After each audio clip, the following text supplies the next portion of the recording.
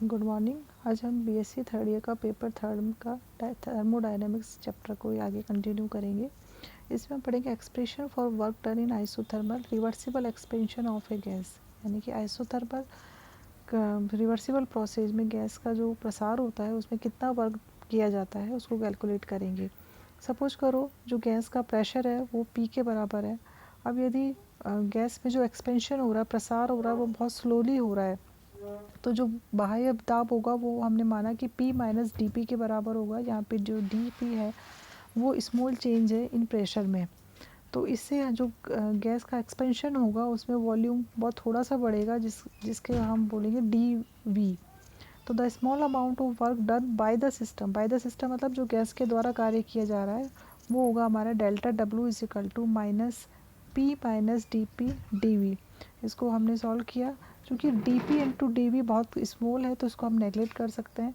तो delta W हो जाएगा माइनस पी डी वी की।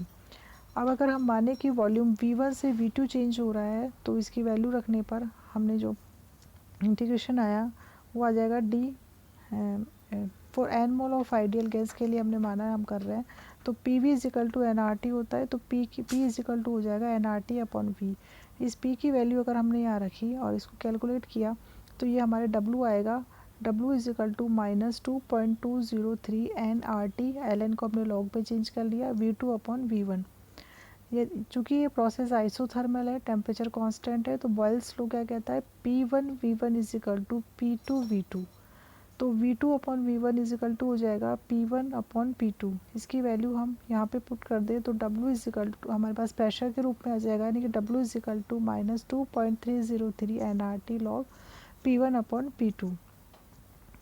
चूँकि आइसोथर्मल प्रोसेस में टेम्परेचर कांस्टेंट है तो D U is equal to zero होगा। तो Q इज इक्वल टू first law of thermodynamics D U minus W. तो डी यू यहाँ पे ज़ीरो है तो Q is equal to minus W के आ जाएगा, यानी कि Q किसके बराबर हो जाएगा, टू पॉइंट माइनस हट जाएगा 2.303 NRT log V2 upon V1, या फिर 2.303 NRT log P1 upon P2।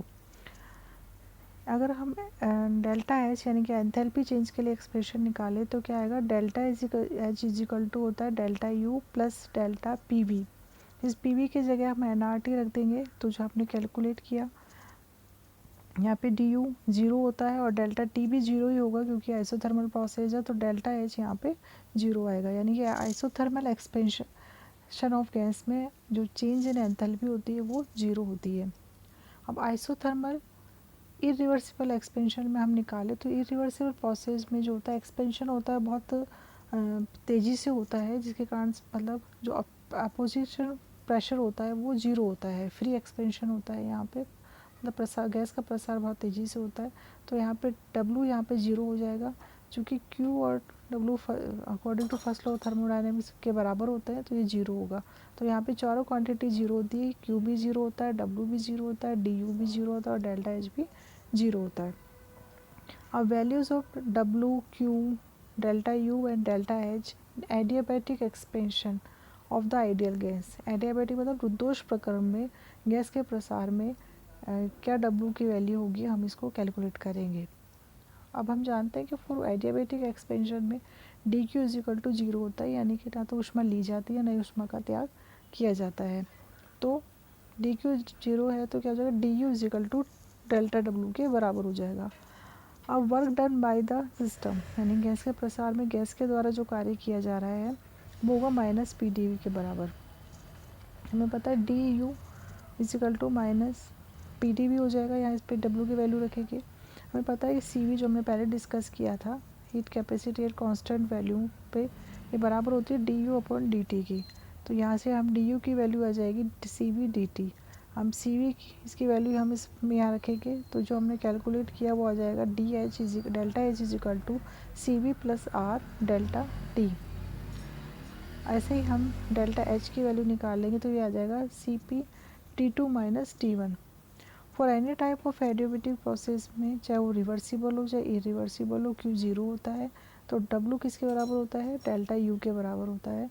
तो डेल्टा यू हो जाएगा सी वी डेल्टा टी और डेल्टा टी की वैल्यू हम T two minus T one लिख सकते हैं। उसी तरीके से डेल्टा एच की वैल्यू आ जाएगी C P delta T is equal to C P T one T two minus T one.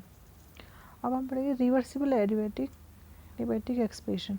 अब इसमें हम पढ़ेंगे रिलेशन बिटवीन टी और वी में क्या रिलेशन है। तो हम फॉर एक आइडियल गैस लिए जिसमें हमने लिया कि n is equal to 1 mole है, तो हम p we is equal to are t, p is equal to R T upon v, इसकी वैल्यू हमने यहाँ पे रख दी c v d t is equal to, हमने डब्लू यहाँ पे निकाला है इस निर्दोष प्रक्रम के लिए, तो डब्लू की वैल्यू हो जाएगी माइनस पी डेल्टा वी और ये बराबर होगा हमारे डी यू के।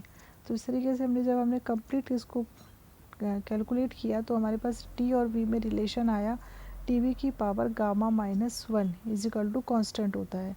इसी तरीके से हम पी प्रेशर और टेम्परेचर में रिलेशनशिप निकालते हैं। फॉर आइडियल गैस के लिए P we is equal to, जहाँ पर एन क्या है 1 है, तो P we is equal to are T होता है। ऐसे ही हम P one V one is equal to are T one और P two V two is equal to are T two. यहाँ हमने वी वन और वी टू की वैल्यू निकाल लिया, तो हमारे पास जो T one upon T two आया है ना, इसको कैलकुलेट करने के बाद हमें जो अंतिम रिलेशन मिलेगा वो मिलेगा टी पी की power 1 minus gamma upon gamma is equal to, ये कांस्टेंट है। इसी तरीके से हम पी और वी में रिलेशन निकालते हैं, तो ये हमारे पास आएगा पी वी की power gamma is equal to constant. अब calculation of W Q T D U and D H for the expression of ideal gas under adiabatic मतलब रुद्धोष्म रिवर्सिबल प्रोसेस में हमने डब्ल्यू क्यू डेल्टा ई और delta H को calculate किया है। तो ये हमने जो पहले हमने रिलेशनशिप निकाले थे उसको रखने के बाद जो हमें जो फाइनल रिजल्ट मिला वो है कि जो हमारे पास डब्ल्यू आया वो है minus N R upon 1 minus gamma T two minus T one. और इसी तरीके से जो डब्ल्यू है हम सी वी के रेस्पेक्ट में भी निकाल सकते हैं, जैसे N C V T two minus T one.